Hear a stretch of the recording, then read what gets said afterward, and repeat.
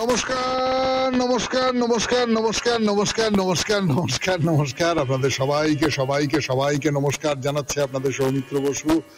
সবাইকে অজস্র শুভ কামনা জানাচ্ছে, সবাইকে স্বাগত জানাচ্ছে আজকের এই করোনাগত অনুষ্ঠানে এবং সবাইকে শুভ সকাল জানাচ্ছে।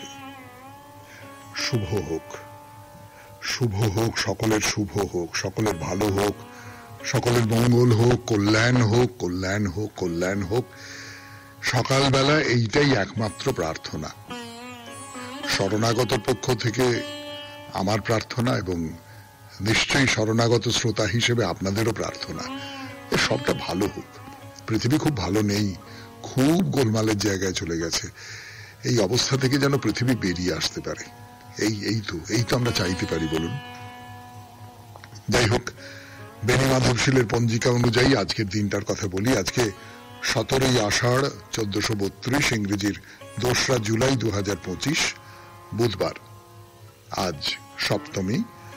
সূর্যোদয়ের সময় ভোর 4:59, সূর্যাস্তের সময় সন্ধে 6:24। নক্ষত্র উত্তর ফল্গুনী।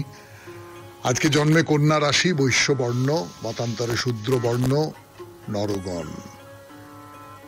আমাদের হোয়াটসঅ্যাপে চিঠি পাঠাবার নাম্বার 9831922927। চিঠির গোড়ায় অতি অবশ্যই SG লিখতে হবে। এবারে আজকের অনুষ্ঠান সম্পর্কে বলবো। আজকের অনুষ্ঠানে তো প্রথমে পুরাণ চিরন্তন একটা দুর্দান্ত জায়গায় এসেছি আমরা। দুষ্যন্ত এবং শকুন্তলা, দুষ্যন্ত নানানভাবে শকুন্তলাকে লোভ দেখাচ্ছেন। সোজা কথায় যদি বলি, তোমাকে ধনরত্ন দেবো, তোমাকে রানী করে রাখবো, তোমার পুত্রই এই পুরুবংশের রাজা হবে, এই সমস্ত কথাবার্তা বলছেন। শকুন্তলা দুষ্যন্তকে দেখে খুব ভালো লাগছে এবং শকুন্তলা চুপি চুপি গান্ধর্ব মতে বিয়ে করবেন বলে কথা দিয়ে ফেললেন। এই পর্যন্ত বলেছিলাম। একটা কথা মনে রাখবেন যে কালিদাসের যে নাটক অভিজ্ঞান ও শকুন্তলাম, তার যে গল্পটা আপনারা জানেন, তার থেকে মহাভারতের গল্প কিন্তু একটু আলাদা। সেই আলাদা গল্পটাই বলবো আপনাদের। তো যাই হোক, তারপর থেকে বলবো আপনাদের। তারপরে চলে যাব কর্মজীবনে বেদান্ত, 4র্থ পর্ব, স্বামী বিবেকানন্দের রচনা থেকে পাঠ। কথামৃত থেকে পড়ে শোনাবো আপনাদের ঠাকুর শ্রী রামকৃষ্ণ পরমহংসদেবের কথামৃত। স্বামী গোকুলানন্দের একটি অত্যন্ত গুরুত্বপূর্ণ গ্রন্থ, মানসিক চাপ কি করে আমরা জয় করতে পারি, কি করে আমরা একটি সুষম জীবন যাপন করতে পারি, তার হদিশ দিচ্ছেন স্বামী গোকুলানন্দ। আপনাদের চিঠিপত্র এবং শেষে বাইরে দূরে 92.7 বিগ FM এ শরণাগত শুনছেন।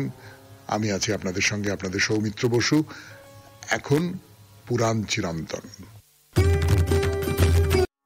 শকুন্তলা তো বিয়েতে রাজি হয়ে গেলেন, দুষ্যন্ত যেভাবে বলছেন, আর ওই রকমের একজন রাজা, ওই রকম একজন অপরূপ রূপবান এবং তার ওই ব্যক্তিত্ব, সেই সমস্তটা নিয়ে তিনি শকুন্তলাকে বলছেন।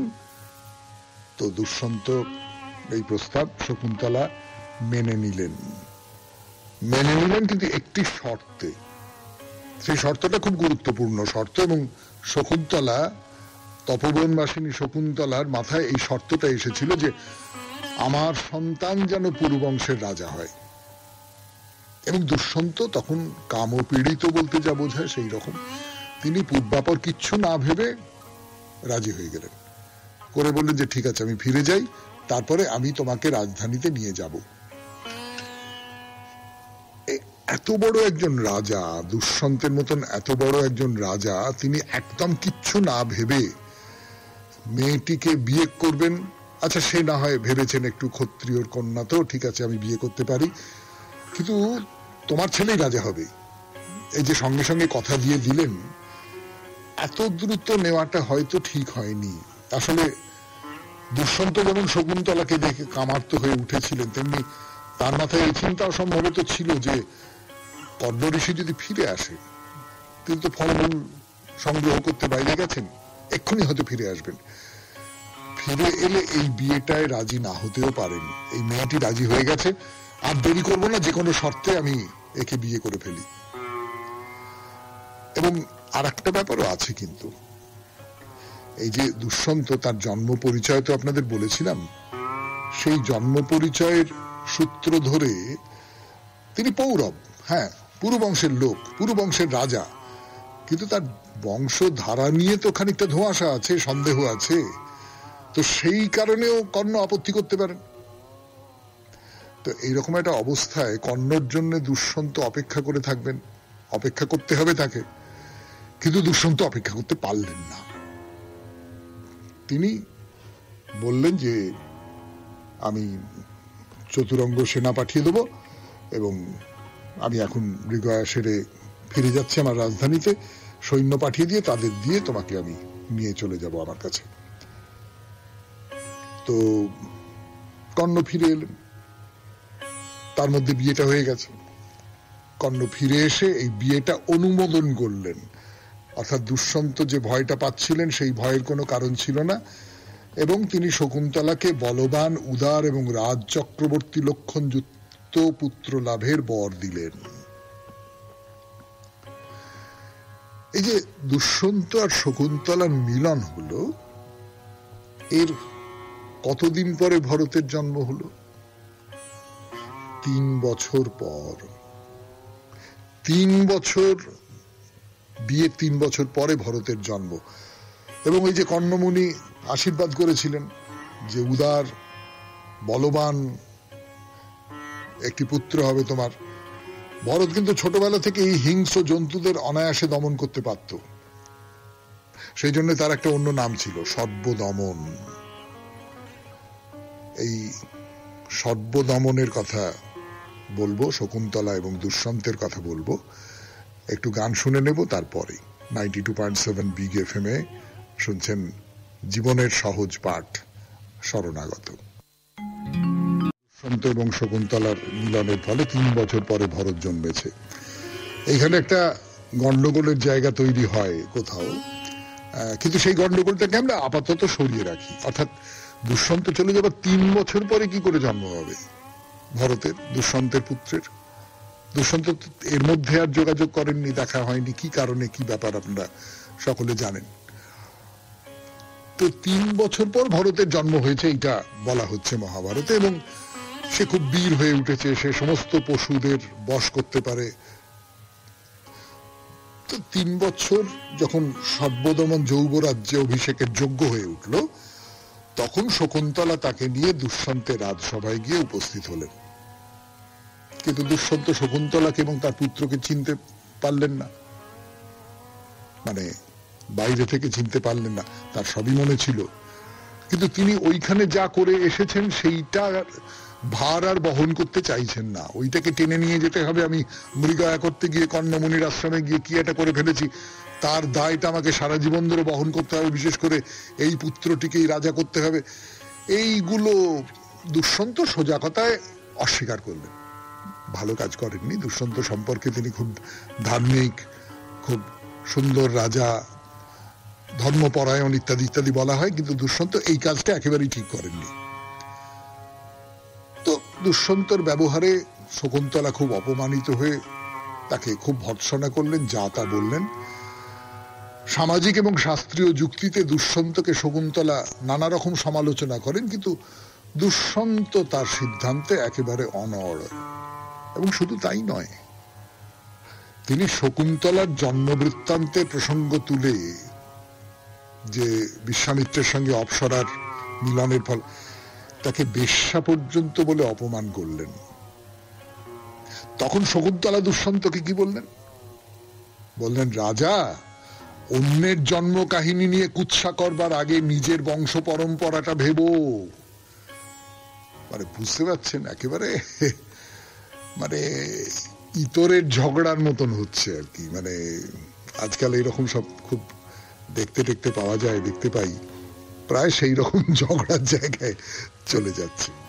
তো এই ঝগড়ার জায়গাতেই আপাতত শেষ করি পুরাণ চিরন্তন। এরপর স্বামী বিবেকানন্দের রচনা থেকে পড়ে শোনাবো কর্মজীবনে বেদান্ত, 4th পর্ব। যতটা পড়েছিলাম তার পর থেকে ফিরে আসছি গানের পর। বিবেকানন্দের রচনা থেকে পাঠ, কর্মজীবনে বেদান্ত, 4th পর্ব। পূর্ববর্তী মতবাদগুলির সমন্বয় সাধন করাই অদ্বৈত বেদান্তের অন্যতম বিশেষত্ব। অনেক সময় এই সমন্বয় দ্বারা এই দর্শনের অনেক উপকার হইয়াছিল, কোন কোন ক্ষেত্রে ক্ষতিও হইয়াছে। বর্তমানকালে ক্রমবিকাশবাদীদের যে মত আমাদের প্রাচীন দার্শনিকগণ তাহা জানিতেন, তাহারা বুঝিতেন, দর্শন চিন্তাও ধীরে ধীরে গড়িয়া ওঠে। এই কারণেই পূর্ব দর্শন প্রণালীর মধ্যে একটি সামঞ্জস্য বিধান করা তাহাদের পক্ষে সহজ হইয়াছিল, কোনোভাবেই পরিত্যক্ত হয় নাই। বৌদ্ধদের একটি বিশেষ দোষ এই যে তাহারা ক্রমোন্নতি বুঝিতেন না, সুতরাং আদর্শে পৌঁছিবার পূর্ববর্তী সোপানগুলির সহিত নিজেদের মতের সামঞ্জস্য করিবার কোনো চেষ্টা করেন নাই, বরং পূর্ব মতগুলিকে নিরর্থক ও অনিষ্টকর বলিয়া পরিত্যাগ করিয়াছিলেন। ধর্মজগতে এই প্রকার মনোভাব অত্যন্ত অনিষ্টকর। কোন ব্যক্তি একটি নূতন ও ভালো ভাব পাইল, তখন সে তাহার পুরাতন ভাবগুলির দিকে দৃষ্টিপাত করিয়া সিদ্ধান্ত করে ওইগুলি অনিষ্টকর ও অনাবশ্যক। সে কখনো ভাবে না যে তাহার বর্তমান দৃষ্টি হইতে সেগুলি যতই বিষদৃশ্য বোধ হোক না কেন, তাহার পক্ষে একসময় ওইগুলি অত্যাবশ্যক ছিল, তাহার বর্তমান অবস্থায় পৌঁছিতে ওইগুলি বিশেষ প্রয়োজনীয় ছিল। আর আমাদের প্রত্যেককে ওইভাবেই আত্মবিকাশ করিতে হইবে। প্রথমে স্থূল ভাব গ্রহণ করিয়া তাহার সাহায্যে উপকৃত হইয়া উচ্চতর অবস্থায় আরোহণ করিতে হইবে। এই জন্য প্রাচীনতম মতগুলির সহিত অদ্বৈতবাদের কোনো বিরোধ নাই, এবং দ্বৈতবাদ ও যেসব মত তাহার পূর্বে ছিল সকলেরই উপর অদ্বৈতবাদীর প্রীতির ভাব, কোনরূপ অনুগ্রহ বা পৃষ্ঠপোষকতার ভাব নয়। অদ্বৈতবাদীর ধারণা সেগুলিও সত্য, একই সত্যের বিভিন্ন বিকাশ, আর অদ্বৈতবাদ যে সিদ্ধান্তে পৌঁছিয়াছে অন্যান্য মতবাদও সেই সিদ্ধান্তে উপনীত হইবে। অতএব মানুষকে যে সকল সোপান শ্রেণী অতিক্রম করিয়া উঠিতে হয় সেগুলিকে অভিশাপ না বলিয়া আশীর্বাদ সহ রক্ষা করিতে হইবে। এজন্য বেদান্তে এই সকল ভাব যথাযথ রক্ষিত হইয়াছে, পরিত্যক্ত হয় নাই। এই জন্যই দ্বৈতবাদ সম্মত সসীম অথচ পূর্ণ জীবাত্মার ধারণাও বেদান্তে স্থান পাইয়াছে। মৃত্যু হইলে মানুষ অন্যান্য লোকে গমন করে। দ্বৈতবাদ সম্মত এই সকল ভাবও বেদান্তে সম্পূর্ণ রক্ষিত হইয়াছে, কারণ অদ্বৈতবাদ স্বীকার করিয়া এই মতগুলিকেও তাহাদের যথাস্থানে রক্ষা করা যাইতে পারে। কেবল এইটুকু মানিতে হইবে যে উহারা প্রকৃত সত্যের আংশিক বর্ণনা মাত্র। শুনলেন স্বামী বিবেকানন্দের রচনা থেকে পাঠ, কর্মজীবনে বেদান্ত, চতুর্থ পর্ব থেকে পড়ে শোনালাম। গানের পর ঠাকুর শ্রী রামকৃষ্ণ পরমহংসদেবের কথামৃত। আমি আছি আপনাদের সঙ্গে, আপনাদের সৌমিত্র বসু।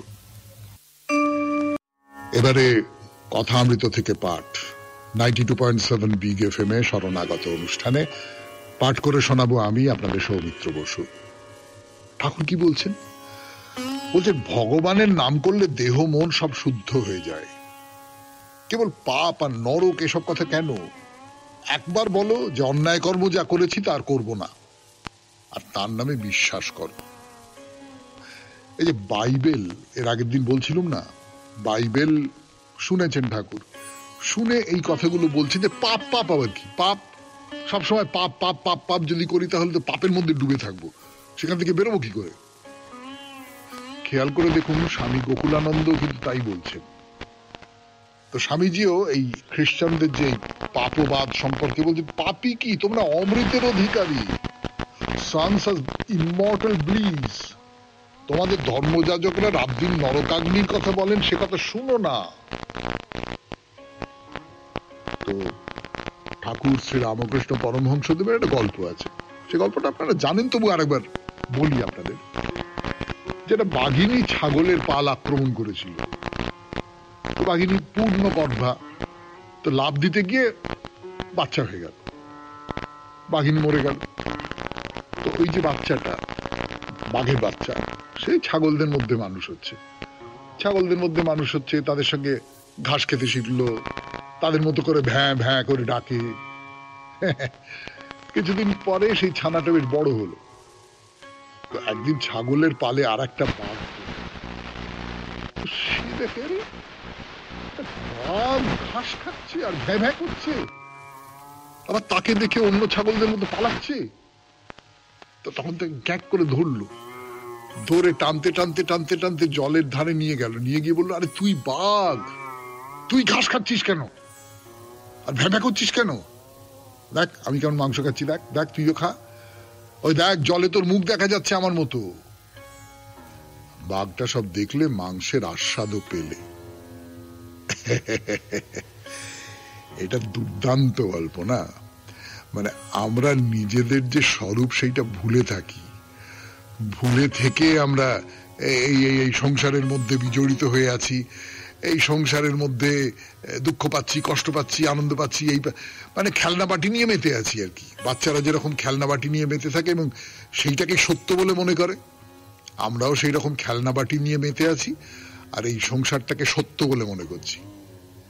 কিন্তু কেউ একজন এসে, তিনি গুরু, তিনি আমায় পথ দেখান, তিনি শ্রী রামকৃষ্ণ পরমহংসদেব, তিনি শ্রী চৈতন্যদেব, তিনি আমাদের যার যার যা গুরু আছেন তিনি এসে আমাকে জলের সামনে, আয়নার সামনে দাঁড় করিয়ে দেন, দাঁড় করিয়ে দিয়ে বলেন, এই দেখ এই দেখ, এইটা হচ্ছিস তুই, এই তো সত্যিকারের পরিচয়। তখন আমাদের চৈতন্য হয়, মানে যাদের যাদের ভেতরে ওই চৈতন্যটা জাগবার, তাদের ভেতরে ভেতরে চৈতন্য জাগে। শুনছেন কথামৃত থেকে পাঠ, 92.7 বিগ এফএম এ শরণাগত অনুষ্ঠানে। আরো পড়ে শোনাবো আপনাদের, ফিরে আসছি, একটু গান শুনে নি। গানের পর কথামৃত থেকে পাঠ, 92.7 বিগ এফএম এ শরণাগত অনুষ্ঠান শুনছেন। একদিন শ্রীরামকৃষ্ণ ও বিজয় কৃষ্ণ গোস্বামী, তার কথা আপনাদের বলেছি এর আগে বহুবার, আপনারা জানেন, এই দক্ষিণেশ্বরের কালীবাড়িতে বসে কথাবার্তা বলছেন। তো ঠাকুর কি বলছেন বিজয় কৃষ্ণ গোস্বামীকে? বলছেন, কামিনী কাঞ্চন ত্যাগ না করলে লোকশিক্ষা দেওয়া যায় না। দেখো না, কেশব সেন ওইটি পারল না বলে কি হলো শেষটা? তুমি নিজে ঐশ্বর্যের ভেতরে, কামিনী কাঞ্চনের ভেতর থেকে যদি বলো সংসার অনিত্য, ঈশ্বরী বস্তু, অনেকে তোমার কথা শুনবে না। আপনার কাছে গুড়ের নাগরি রয়েছে আর পরকে বলছে গুড় খেও না। তাই ভেবে চিনতে চৈতন্যদেব সংসার ত্যাগ করলেন, তা না হলে জীবের উদ্ধার হয় না। অর্থাৎ আমি ভোগের মধ্যে আছি, আমি বলছি ত্যাগ করো, যেটা আকচার হয় আর কি। এই ধরুন আমাদের যারা বড় বড় মাথা আছেন, তারা যে সমস্ত উপদেশ দেন, আমরা তো মনে মনে জানি, মুখে বলিও যে ও নিজে তো এই সমস্ত কিছুর মধ্যেই আছে। ও আবার আমাকে উপদেশ দিচ্ছে, না তুমি এই হও, সেই হও, অমুক হও, তমুক হও। হ্যাঁ, নিজে ঘুষের পাহাড়ের ওপর বসে রয়েছে, নিজে অন্যায়ের পাহাড়ের ওপর বসে রয়েছে, নিজে ক্ষমতার যত কিছু খারাপ দিক তার পাহাড়ের ওপর বসে রয়েছে, আর আমাকে উপদেশ দিচ্ছে যে না এইটা করতে হবে, আমাদের এইটা করতে হবে। আমি কেন শুনবো হে তোমার কথা? ঠিকই তো, তাই তো, তার ফলেই তো সমস্ত সমাজে একটা প্রগাঢ় অবিশ্বাসের গাঢ় একটা ছায়া ছেয়ে ফেলেছে একেবারে। ফলে তুমি যদি এই চৈতন্যদেবের কথা, চৈতন্যদেব কত কঠোর হয়েছেন, আপনারা রবিবারের শরণাগত তো শোনেন, কত কঠোর হয়েছেন চৈতন্যদেব। যে সরে এলেন তার কারণ বহুবার বলেছি যে লোকশিক্ষা দিতে গেলে আমাকে বাবা একটা আদর্শ লোক হতে হবে, তা না হলে আমার কথা কেউ বিশ্বাস করবে না, শুনবে না। তা বিজয়কৃষ্ণ সেই চৈতন্যদেবের কথাই বলছেন, বলছেন হ্যাঁ চৈতন্যদেব বলেছিলেন, কফ যাবে বলে পিপ্পল খণ্ড তৈরি করলাম, কিন্তু উল্টো উৎপত্তি হলো, কফ বেড়ে গেল। নবদ্বীপের অনেক লোক ব্যঙ্গ করতে লাগলো, ও বলল, নিমাই পণ্ডিত বেশ আছে হে, সুন্দরী স্ত্রী, প্রতিষ্ঠা, অর্থের অভাব নেই, বেশ আছে।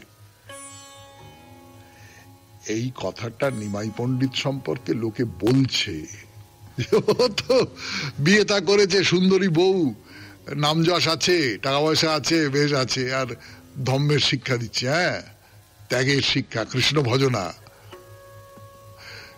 কিন্তু এটা করলে তো চলবে না, ফলে ত্যাগ করতে হলো। ঠাকুরও তাই বলছেন যে লোকশিক্ষা দিতে গেলে বাবা তোমাকে কিন্তু তার উপযোগী, সমাজের চোখে তার উপযোগী হয়ে উঠতে হয়। শুনলেন কথামৃত থেকে পাঠ 92.7 বিগ এফএম এ শরণাগত অনুষ্ঠানে। এখন গানের পর স্বামী গোকুলানন্দের রচনা থেকে পড়ে শোনাবো। নতুন একটা অধ্যায় শুরু করছি আমরা। মানসিক চাপ নিয়ন্ত্রণে চাই প্রার্থনা। দেখা যাক কি বলছেন স্বামী গোকুলানন্দ।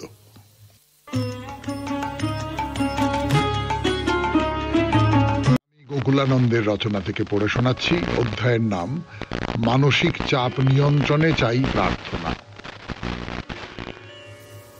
মাঝে মাঝে ভালো কাজে ব্রতী হওয়ার আন্তরিক প্রচেষ্টা সত্ত্বেও ব্যর্থ হই আমরা। দায়ী আমাদের নানান দোষ ত্রুটি আর সীমাবদ্ধতা।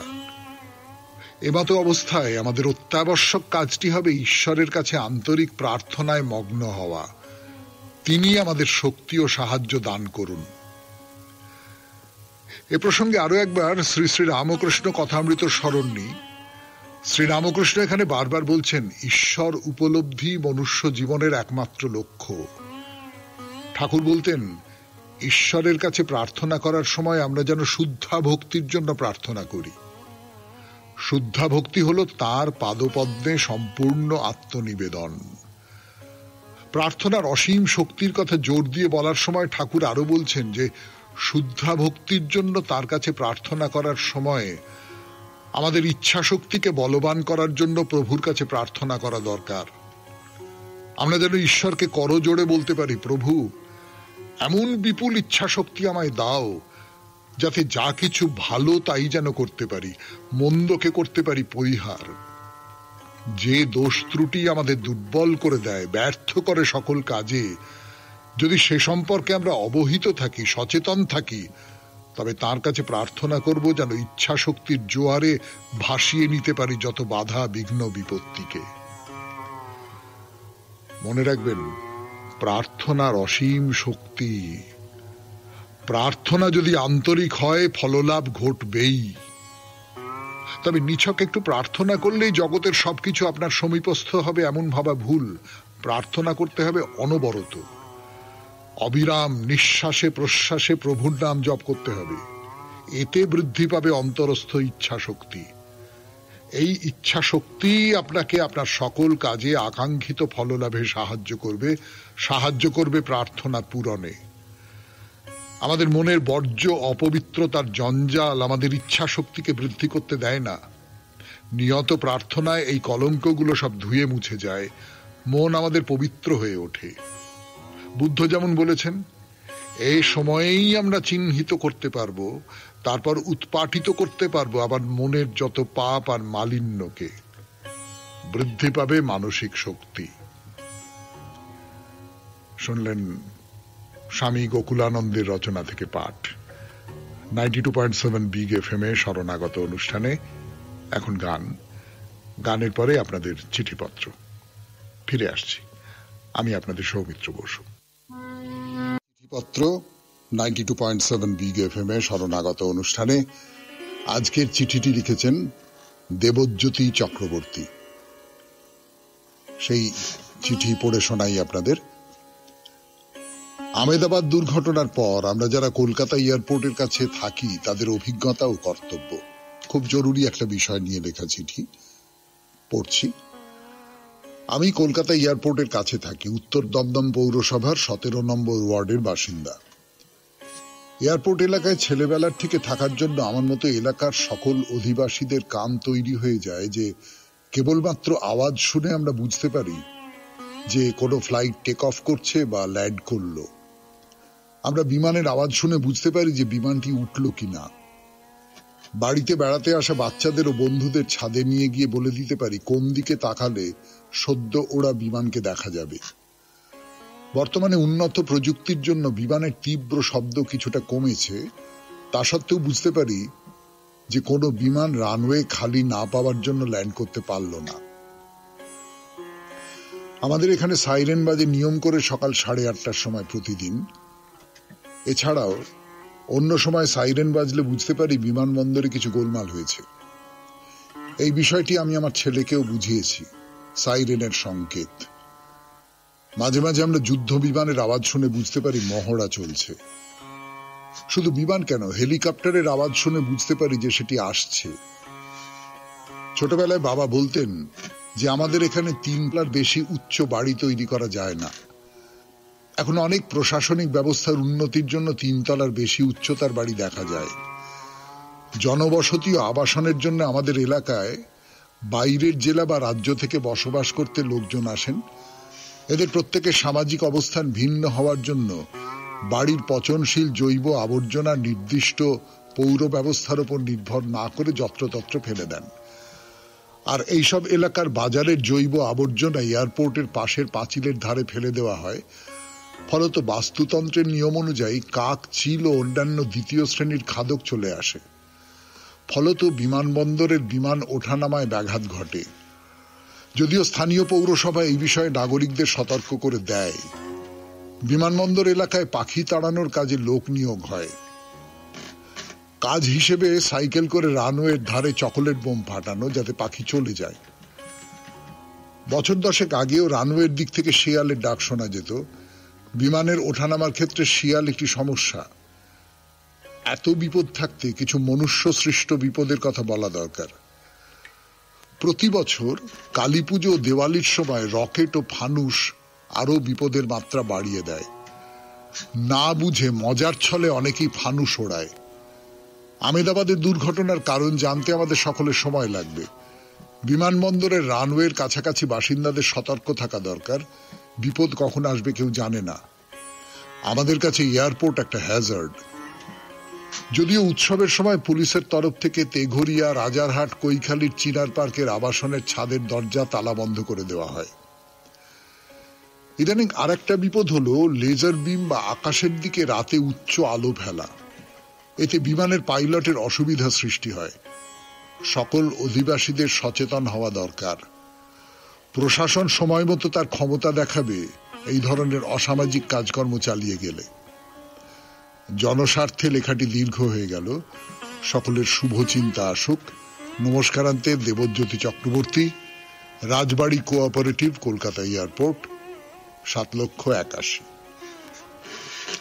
খুব জরুরি একটা চিঠি।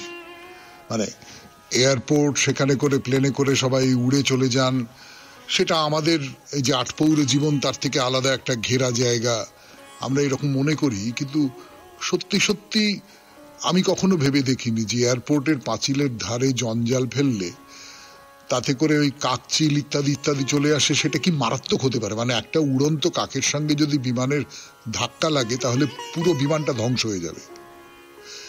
এরকম অজস্র অজস্র নানান রকম সব, এই বিশেষ করে কালী পুজোর সময়, দেওয়ালির সময় ফানুস ওড়ানো, হাউই ছোঁড়া, এগুলো তো আছেই। আপনি সতর্ক করে দিয়েছেন, আপনাকে অনেক ধন্যবাদ। এইবার বাইরে দূরে জল্পেশ মন্দিরে আছি আমরা। 92.7 বিগ FM শরণাগত অনুষ্ঠান শুনছেন। বিগ FM শরণাগত অনুষ্ঠানে জল্পেশ মন্দিরের কথা। তো এই জল্পেশ মন্দিরের কথা মোটামুটি বললাম, গর্ভগৃহের কথা বললাম। এবারে বলি, এই জল্পেশ মন্দিরে পুজো দিতে গেলে তার জন্য দক্ষিণা কত লাগবে। এবং একটা নোটিশ বোর্ড আছে, ওই যেখানে টিকিট কাউন্টার, সেইখানে একটা নোটিশ বোর্ডে খুব পরিষ্কার করে লিখে দেওয়া আছে যে মন্দিরকে আমি যদি ব্যবহার করতে চাই বা পুজো দিতে চাই, পুজো দিতে গেলে নানান উপলক্ষে পুজো হয়, তো সেই নানান উপলক্ষে পুজো, কোন উপলক্ষে পুজো দিতে গেলে কত টাকা লাগবে।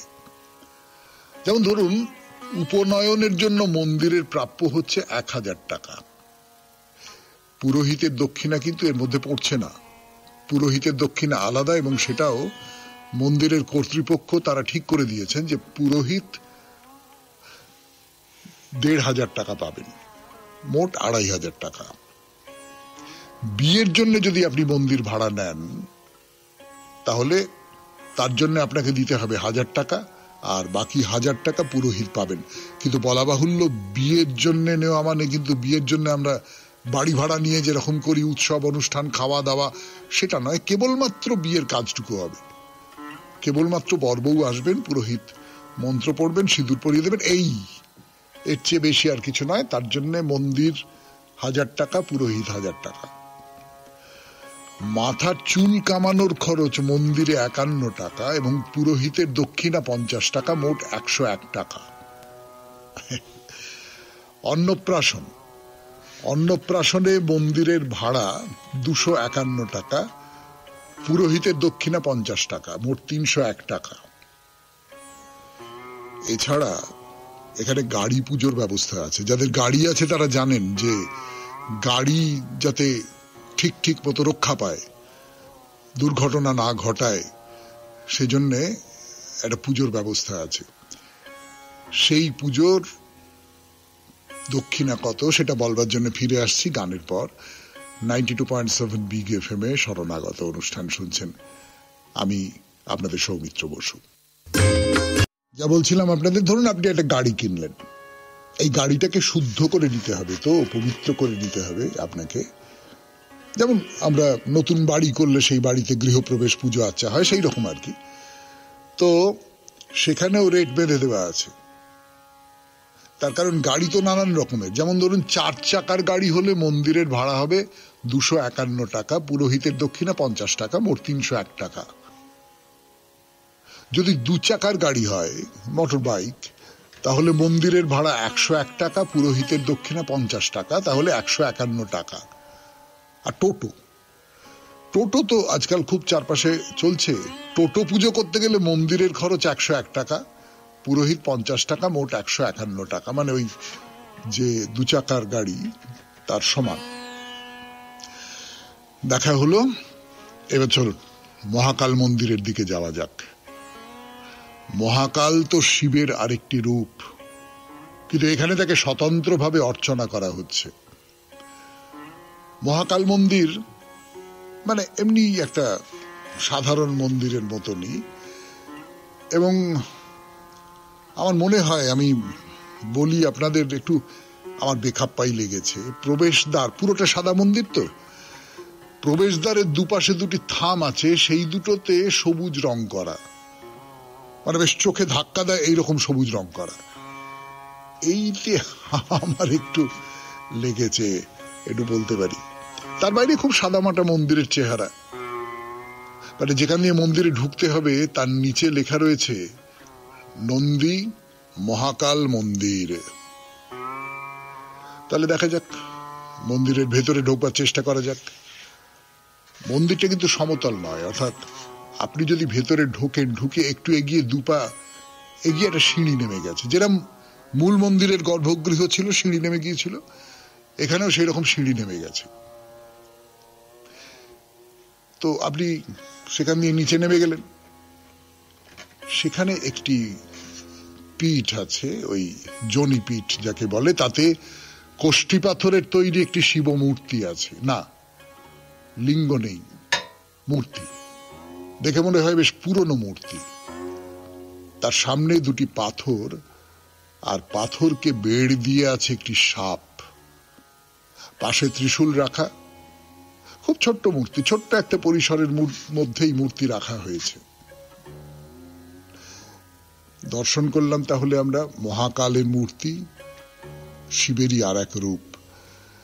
সেই সঙ্গে শেষ করলাম আজকের শরণাগত।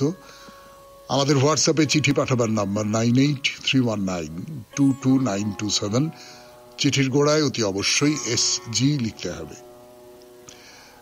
কবিতা দিয়ে শেষ করব, রবীন্দ্রনাথের কবিতা। খুব ছোট্ট একটি কবিতা, খুব কম বয়সে লেখা। শুনুন। ফুলের ইতিহাস। বসন্ত প্রভাতে এক মালতীর ফুল প্রথম মেলিল আঁখি তার, প্রথম হেরিল চারিধার। মধুকর গান গেয়ে বলে, মধু কই, মধু দাও দাও। হরষে হৃদয় ফেটে গিয়ে ফুল বলে, এই লও লও। বায়ু আসি কহে কানে কানে, ফুলবালা পরিমল দাও।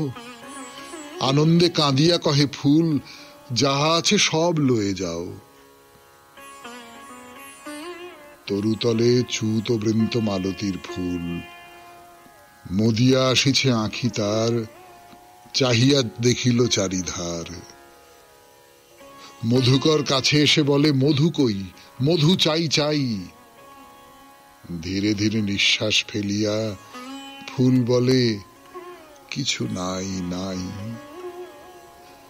ফুলবালা পরিমল দাও, বায়ু আসি কহিতেছে কাছে। মলিন বদন ফিরাইয়া ফুল বলে আর কি বা আছে। সবাই খুব ভালো থাকবেন, আনন্দে থাকবেন। নমস্কার।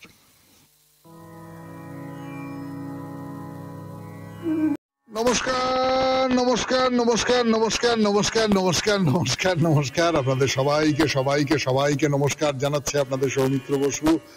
সবাইকে অজস্র শুভ কামনা জানাচ্ছে, সবাইকে স্বাগত জানাচ্ছে আজকের এই করোনাগত অনুষ্ঠানে এবং সবাইকে শুভ সকাল জানাচ্ছে। শুভ হোক, শুভ হোক, সকলের শুভ হোক, সকলের ভালো হোক, সকলের মঙ্গল হোক, কল্যাণ হোক, কল্যাণ হোক, কল্যাণ হোক। সকালবেলা এইটাই একমাত্র প্রার্থনা। শরণাগত পক্ষ থেকে আমার প্রার্থনা এবং নিশ্চয়ই শরণাগত শ্রোতা হিসেবে আপনাদেরও প্রার্থনা, সবটা ভালো হোক। পৃথিবী খুব ভালো নেই, খুব গোলমালের জায়গায় চলে গেছে। এই অবস্থা থেকে যেন পৃথিবী বেরিয়ে আসতে পারে, এই তো আমরা চাইতে পারি, বলুন।